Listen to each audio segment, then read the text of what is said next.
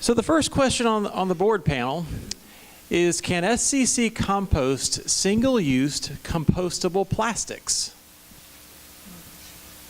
That'd be you. Right now, we are not composting single-use compostable plastics, the PLAs or the NGO or that.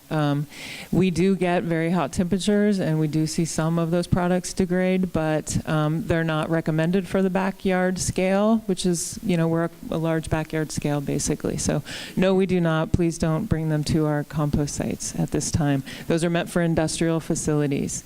Thank you, Tracy. So the next question, and this is for Dr. Main, I believe. We hear that some farm-raised fish are really bad for you. For example, salmon, they say you should only eat wild. Can you comment on this? Well, I personally disagree with that opinion. Farm-raised seafood is some of the best seafood that is available on the planet. The advantage of farm-raised seafood is that you know where it's been. It's been fed good quality feed throughout its life, and then it is harvested and brought to market. And one of the challenges that you have with wild-caught seafood, and I'm not saying we shouldn't have wild, we need to have both, but one of the challenges you have with wild-caught is that you don't know where it has been. So it could have moved into an area and there could be some challenges with it. Now, a lot of the misconception about farm-raised seafood is based on really old information, because our science and our farming practices have greatly improved as we have learned more about how to raise animals in captivity. And so we know a whole lot about land-based agriculture, but most of our large-scale production knowledge for, say, fish production has happened in the last 20 years. So in the last 20 years, we've really learned a lot and improved the practices. So the analysis is that the quality is the same or potentially better with farm-raised. Robert, this next question is probably for you. How can youth get involved with oyster recycling, composting, and aquaculture?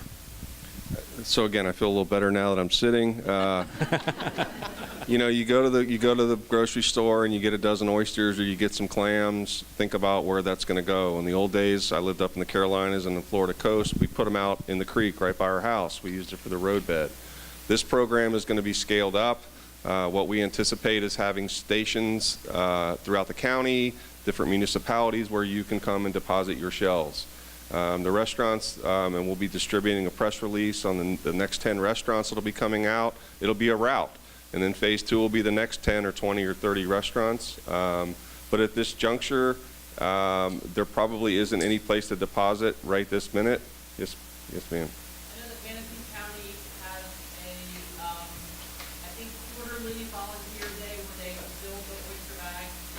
So if someone were interested in participating, you could contact or look at Manatee County's website. Correct. And in days to come, we're going to be sending out a press release that we've got 65,000 pounds of shell that needs to be bagged. So that will be a great opportunity to come, and by then we'll have next steps as we continue to scale up the project down on the riverfront in Manatee. So the next question is for Mac and Mindy. So how can I start a community garden in a green space in my city of Sarasota neighborhood?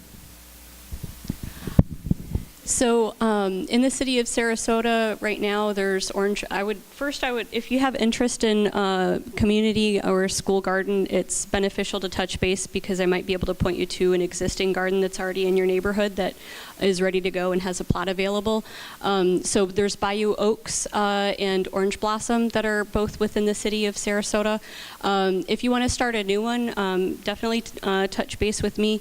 And on our website, the extension, Sarasota County Extension website, there's a community garden page, and it actually lists the steps that people would usually go through to start a garden. Community gardens, it is really important that you have a community. So gauging some interests from your fellow community members, because it does require a lot of physical work, and so you don't want to be out there yourself, and then you need other people that are planning on gardening with you as well. So, but the steps are there, and our contact information as well. One more question. Hold on to the mic. So for SCC, what would be the one policy that you'd like to see changed locally that would help support and grow, I think it's going to say community gardens. Is that composting? Scroll down. Composting, sorry. Tracy. What policy to change community composting? It says what Or would be the composting in policy general? that you would like to see changed locally to help support and grow community composting? Well, I feel like locally there is a lot of support for community composting. It's just getting the word out and expanding the existing programs. For composting in general, we just need to have some shifts so that material can move around, like, say, for instance, from restaurants to places that can process large volumes and that kind of thing. So that would probably be And then the next question is, are any compost sites in Manatee County? For community composting, there are only school programs in Manatee County, but we would love to see more community composting in Manatee County. Here, a golden question next. Love the composting. Is dog poop compostable? We do not put dog poop in any of our composting bins. No, we do not. Okay. Yep. Next question is for Robert. For Oyster Guy, Robert, you're not the Oyster Guy. Put it on your business card. Yeah, that's it. So there have been seaweed blooms in the Caribbean. Potentially this will increase in the tropics, subtropics. Do you have any creative ideas as how to make use of that seaweed? Wow, that's a great question.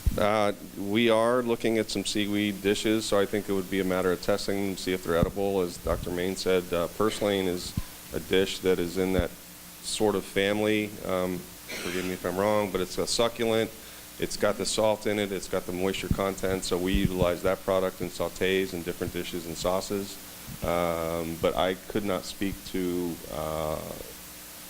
exactly what we would use it without knowing exactly the type of species it was. Okay. If you scroll up a bit, it's a question in the middle of that blue part I missed. There we go. There we go.